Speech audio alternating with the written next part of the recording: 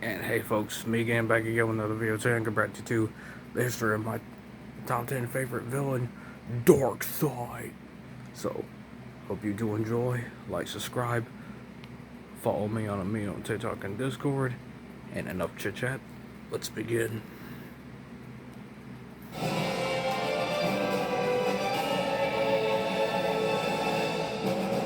What's up, my comic comrades? Yes, the time has finally arrived. With Zack Snyder's cut of the Justice League landing on HBO Max this week, we will finally see his live-action version of Darkseid. So today we're here to break down the comic book history of the almighty Darkseid, ruler of Apocalypse. We've been waiting a very long time to do this episode. In fact, we've intentionally waited for Darkseid to make his live-action movie debut since it was teased in BVS. And we couldn't be more excited that that day has finally come. Just stay away from Zack Snyder. Raid Shadow Legends for sponsoring today's episode. Everyone knows Raid Shadow Legends by now, but did you know it's Raid's second anniversary? That's right, it's been 2 years Zack Snyder makes his movies too long. Took over mobile gaming. And since then, Raid's only gotten bigger and better. This epic fantasy game gives you the ability to battle using your favorite champions from more than 12 warring factions. And over the past 2 years, Raid has grown into the #1 RPG game in the blah blah blah blah blah. Skip the ads.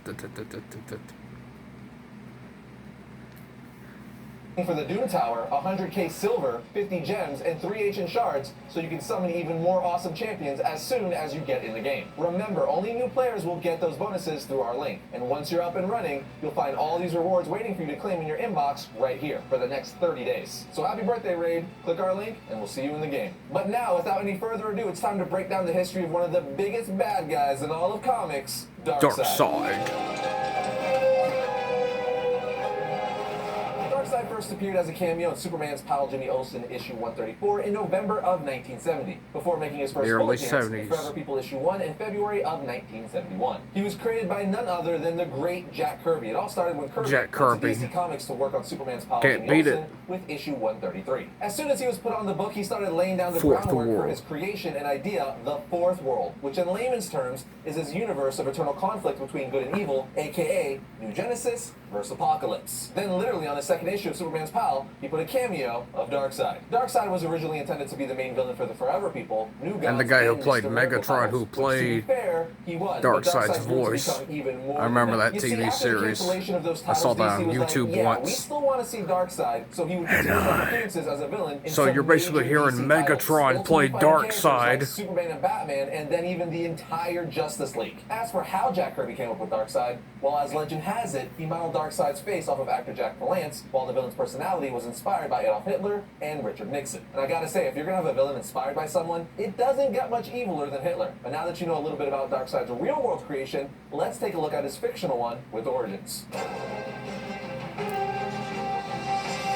Now, Darkseid has had 2 major origins over the years. His original Jack Kirby one, and the one from the 2011 New 52 reboot. And though I'm not sure which origin they're going to be pulling from most for Zack Snyder's Justice League, I will say, that doesn't matter. Because us true Darkseid and Fourth World fans know, there's only one real origin for Darkseid, and that's the one created and told to us by Jack the King Kirby. So that's the one I'm about to break down. It all starts with the origin of New Gods, because as we know, Darkseid is a new god. You see, as Jack Kirby told us himself, many, many years ago, there came a time when the old gods died. The brave died with the cunning. The noble perished, locked in battle with unleashed evil. It was the last day for them. An ancient era was passing, and fury holocaust. The final moment came with the fatal release of indescribable power, the gods which tore asunder. the home of the old gods asunder, split into 2 great halves, and filled the universe with the blinding death flash of destruction. In the end, there were 2 giant molten bodies, spinning slow and barren, clean of all that had gone before. Drift in the feeding sounds of cosmic thunder. Silence closed upon what had happened. A long, deep silence wrapped in massive darkness. It was this way for an age. Then there was new light, and out of this light, the new gods were born. But like any civilization, alien or not, and like all heavens, there's gotta have a hell. A moment ago, the homeworld of the old gods was split into 2 during its destruction, with each one ultimately becoming its own new planet. One essentially becoming heaven, and the other one hell. That's not literal. That's just the best way to look at it. And of course, we're here to elaborate on Darkseid, who rules the evil hell planet named Apocalypse.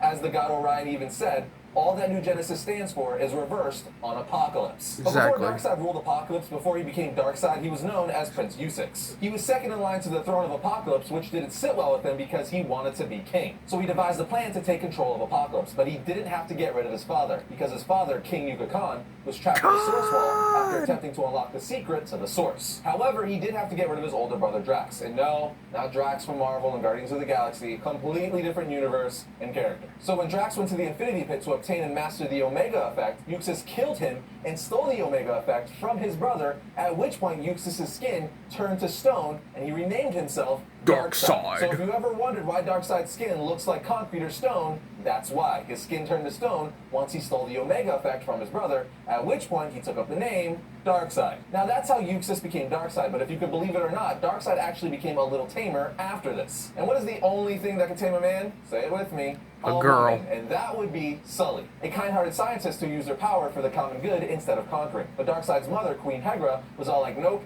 this is Apocalypse, and you're not going to corrupt my son with all your good intentions. He's got to stay evil. So she had Darkseid, Apocalypse torturer, kill her, but not before she gave birth to Darkseid's son, Kilowog. But of course, Darkseid eventually found out his mother had Sully killed, so now more pissed off and motivated than ever to see his mother dead, he also used Darkseid, this time to kill his own mother by poisoning her. This all led to Darkseid forever turning his back on the concept of love and compassion, leaving him as the unstoppable ruler of Apocalypse. And now that you know Darkseid's origin, let's start talking about some of his story arcs and publication history.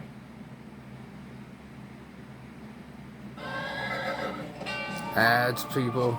Let it pass. Just let it pass.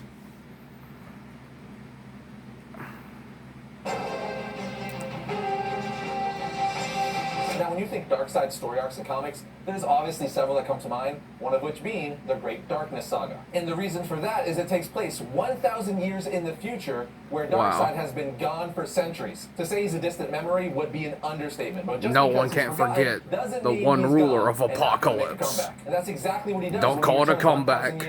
He's been there for years. Of this time, aka the Legion of Superheroes. Once back, he uses magic and science, aka alchemy, to make himself even more powerful. He then places the planet Daxam under It even has multiple avatars. Inhabitants Superman-like powers. If you didn't know, the planet Daxam is made up of a colony of Kryptonians who love Krypton to explore the universe. Anyway, Darkseid then puts them under mind control and uses them to try to conquer the universe. But of course, in the end, the Legion of Superheroes are like, yeah, that's not going to happen, and defeated Darkseid. We then have the Darkseid story from the Seven Soldiers Mr. Miracle miniseries from 2005, which gave us Boss Darkseid. Basically, what happens here is it's revealed that Darkseid has finally got what he's always wanted, the anti-life equation. And once he gets it, he uses it to destroy all of Fourth World. If you don't know what Fourth World is, it's Jack Kirby's universe where the New Gods live, both New Genesis and Apocalypse. And Darkseid destroyed all of it. Because of this, the New Gods fled to Earth where they would stay in hiding. And this is where things get crazy. We learn that Highfather and everyone that follows him are now a group of homeless people. We also learn that both Metron and Black Racer use wheelchairs. Granny Goodness became a woman pimp for the female Furies.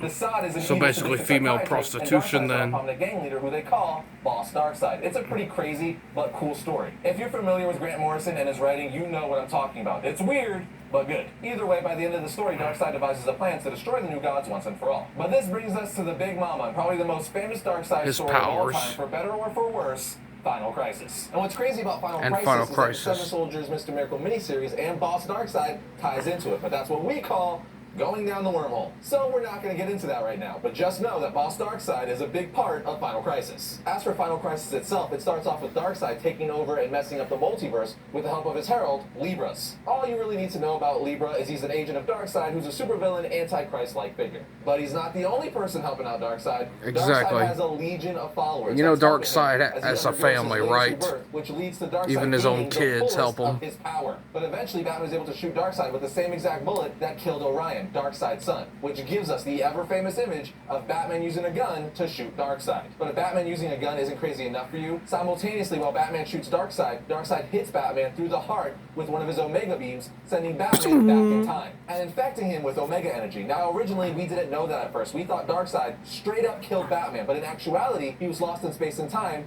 via the Omega Sanction. And the Batman body we saw Superman holding was actually one of the many Batman clones Darkseid made. It was the whole thing. Because what? Comics. This leads to a confrontation with Superman and Darkseid, and of course Superman is extremely pissed that he just killed his best friend, and is also destroying the universe. But Darkseid just mocks Superman as he failed to defend Earth. It also tells him that he created a doomsday singularity that is going to threaten all of existence. So of course Superman is like, yep, I'm gonna beat the crap out of you now. But when he starts doing so, Darkseid tells him that he doesn't only exist in that body. He now exists in all the bodies Multiple who fell bodies. to the power of the anti-life equation. And that killing him Multiple will also be avatars. killing all of humanity. Long story short, before Darkseid can kill Superman, Wally West and Barry Allen show up, bringing Black Racer to kill Darkseid, along with Wonder Woman, who then uses her lasso to hold Darkseid's spirit form, which in turn frees humanity from Darkseid's anti-life equation and being controlled by him. Then as a last-ditch effort, if you will, Darkseid's disembodied essence appears and tries to take control of the Miracle Machine. If you don't know, the Miracle Machine turns thoughts into reality. But Superman's like, yeah, no, that's not gonna happen, and instead uses the solar energy within his cells to power the Miracle Machine to make a wish, basically putting everything back to normal, or at least make things good again. And we also learned that Batman was able to return safely to the present thanks to Dick Grayson, Tim Drake, Damian Wayne, and the entire Justice League. Meaning he was able to consume Omega energy in his body without damaging the timelines. But what's really crazy about that is, it makes Batman only the second person ever to escape the Omega sanction. The only other person to ever do that is Mr. Miracle, and that's literally his gimmick. He escapes from things. All of this brings us to the New 52. In the New 52, Darkseid was the reason for the Justice League's formation. Literally, in the first Justice League New 52 story arc, Darkseid invades with his parademons, which forces Green Lantern, Aquaman, Flash, Batman, Superman, Wonder Woman, and Cyborg all to meet for the first time and eventually join forces to beat Darkseid, which was written by Jeff Johns and drawn by Jim Lee. I really enjoyed their time on the New 52 Justice League run. It was one of my favorite things to come out of the New 52. Then during DC Rebirth, Darkseid is quite literally a baby at the start of it, which carried over from the New 52 during the Darkseid War storyline. Darkseid progressively ages throughout DC Rebirth, but ultimately decides it's not the best time to fight the Justice League, because he doesn't want to risk revealing his greater plans before leaving through a boom tube with his daughter Grail. If Darkseid were in wrestling, he would have dominated the entire wrestling ring. In Infinite Frontier issue 0, the very last page reveals that Darkseid is back and stronger than ever, preparing to cement his reign over the DC multiverse. It'll have to we did an wait. episode on it, which you can find right here. But just like that, my comic comrades, it's time for powers and abilities. Darkseid is incredibly powerful. He's easily one of the most powerful beings in the DC multiverse. Because of this, he's conquered entire universes. There's a reason all of Apocalypse worships him as the god of evil. Darkseid's strength is up there with the likes of Trigon and the Anti-Monitor. With that said, let's start breaking down some of his powers individually, or at least start listing them. He heals. He has a new god physiology, meaning he has incredible strength due to their relative proximity to the source, which, as us DC fans know, is a mysterious His ultimate prize is only the anti-life equation. It's quite literally the source of all. Because of this, he has superhuman strength and could easily lift 100 tons. He's also held off the entire Justice League by himself. And considering you have two heavy hitters like Superman and Wonder Woman on the team, amongst the fastest man alive and the king of the sea, that's insane. But let's keep going. Darkseid is fueled by the Omega effect. For those of you who don't know, the Omega effect is a force of entropy from the destructive side of the source. This gives him his iconic Omega beams, which are beams he has complete control over that he shoots from his eyes. They essentially act as trackers following its target wherever it moves, and when they hit, they pretty much can destroy anything. But he also has telepathy, mind control, telekinesis, energy, the whole 9 energy yards, strikes, energy force fields, he can fly, soul manipulation, resurrection because he's immortal, teleportation, size alteration, astral projection, cosmic sense, power distribution, and of course, the Omega Sanction, which is probably his most powerful ability. Basically what it is a living hell. It traps an organism in a series of alternate realities, each worse than the previous. He's also possessed the anti-life equation, which, as you would assume, is the opposite of the life equation, meaning the anti-life equation destroys all life. It's what he used to almost defeat DC's heroes during the Final Crisis story. Basically, when it comes down to it, Darkseid is easily top 5 most dangerous villains in the DC universe. Now, if you guys want some Darkseid reading recommendations, check out the Darkseid War storyline. We didn't get into it today, but it's an amazing story. Justice League Volume 1 Origin from the New 52, The Great Darkness Saga, and of course, Final Crisis. Those should be enough to get all of you started. Anyway, folks, hope you do enjoy. Like, subscribe, follow me on TikTok and Discord, and God bless y'all for it. And I'll see y'all next video.